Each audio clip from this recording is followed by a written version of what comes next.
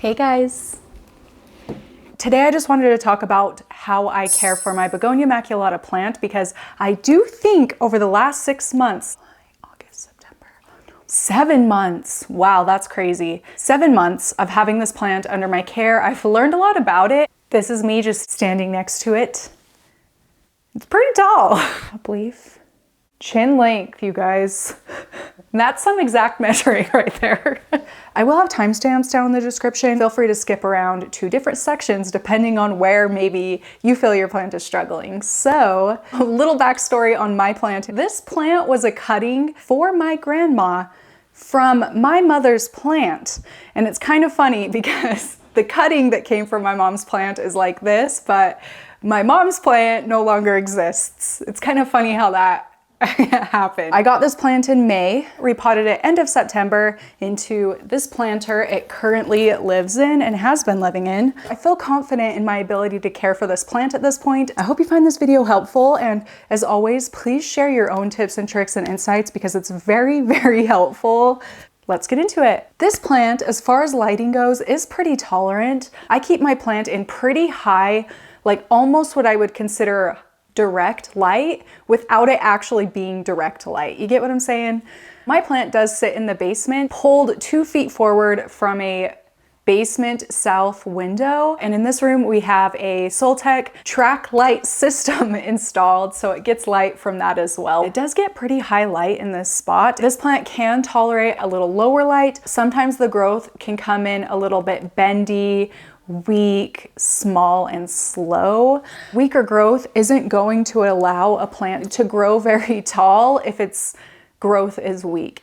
Your plant may like hang a little more if it's kept in lower light. If you want a plant that stands more upright, you're definitely gonna have to give it like pretty high, almost direct light. That's very weirdly specific, but that's just what I found. As far as water goes, this is where I feel like I personally, and maybe some of you had issues in like 2019, 2020, when this plant was just really everywhere. It was all over the gram. I could just never figure it out back then. So I do think the water is where I've made the biggest changes, and also soil, but we'll get to that in a minute because it's all kind of a sliding scale. Kind of all plant care is really. Anyway, I gotta say that watering is probably the biggest category I've made changes in that have led to a healthy big plant like this. I think this plant is pretty intolerant of hard tap water, which is what I have where I live. But now I have started using really anything that isn't tap water. So right now I am watering my plant with filtered refrigerator water, you know, that you get like out of the fridge spigot thing. That's what I'm giving this plant right now. During the summer and winter, I give it rainwater, secondary water, or snow, but we haven't had rain and secondary water is long shut off. Filtered fridge water it is, but you could also buy like distilled water, spring water. You could also use fish tank water, or I've seen on Reddit that some people also like to treat their watering water with the AquaSafe fish stuff you add to fish tanks. So that's an option too. I personally haven't tried that one, but it's out there. It's on the internet and Reddit claims. Reddit knows usually. Their root systems are very delicate and like very fine and fragile. They're pretty stringy. Yeah, I mean, it's easy to see why this plant could burn more easily compared to like Monstera roots that are really big and thick. So that's just something to keep in mind as far as caring for this plant. Like, it is a little bit more delicate in those ways. So on that same note, something I've also started doing is letting the water I use for this plant get closer to room temperature. Super cold water can really shock the roots on this one. Same with super hot water. So it's best just to let anything you water this plant get near room temperature. And of course, I use my go-to liquid plant food with every watering. I think it has helped this plant to bloom and grow in like such a strong way. Something weird I do with this plant, which I think has helped me to get it to bloom twice now since I've had it, is watering with my leftover diluted coffee that I don't drink in a day. And today is one of those days. I'll dilute it until it looks like a tea and water with that. I actually do this with a lot of plants, but this is one that gets that special treatment. The coffee does something to this plant, I'm telling you. And good news, you guys, but I think this plant can do fine in regular household humidity. Take into consideration, I live in very dry desert Utah. I think our indoor humidity is around like 40% right now. So I mean, that's pretty dry, and my plant is doing just fine, but I also have a lot of like clustered plants to help keep humidity in a little bit. That's what my setup situation is for this plant, but it is pretty tolerant. If you are on the drier side like me, it's really important to not let this plant completely dry out. Like, again, going back to those delicate roots, there's not going to be a lot of time between when the substrate gets really dry to when the roots start to kill themselves off. Like it's not very forgiving that way. It is really important to not let this plant dry out too much. And I think something that has made a huge difference for me is keeping it in a more spongy, spongy, chunky, but also moisture retaining potting mix. I think this plant would do well in really any cocoa coir based like chunky mix.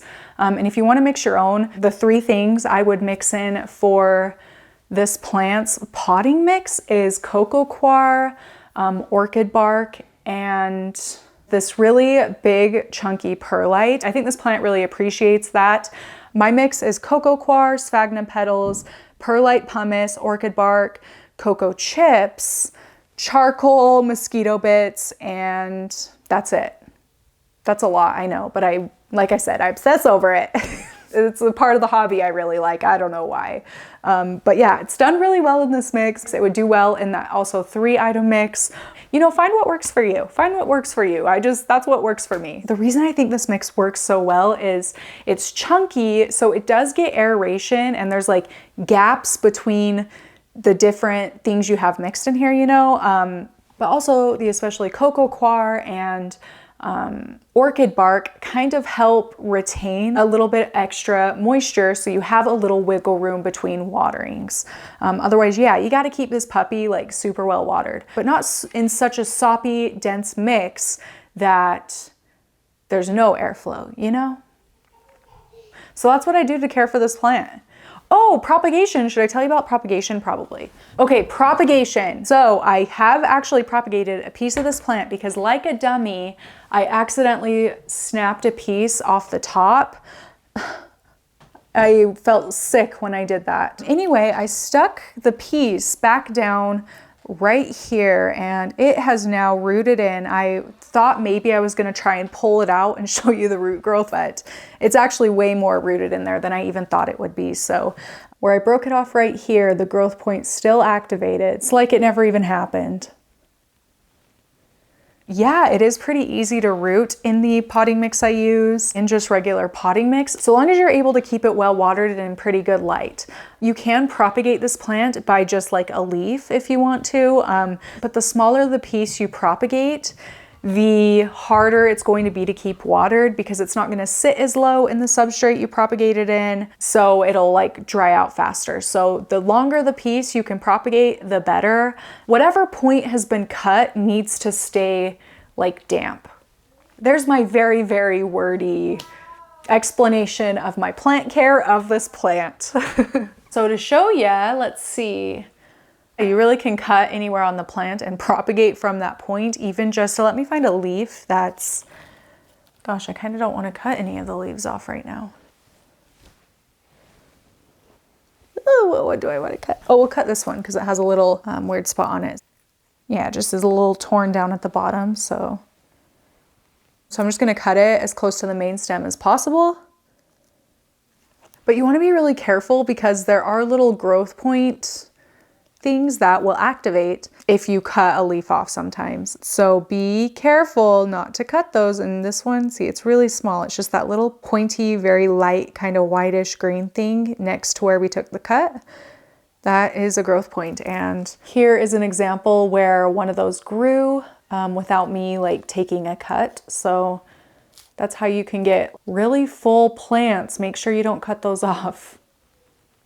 So where I took this leaf cut, I just want to make sure that the cut part is touching the substrate. So I'm going to push it down there, like honestly, as far as I can inside the pot.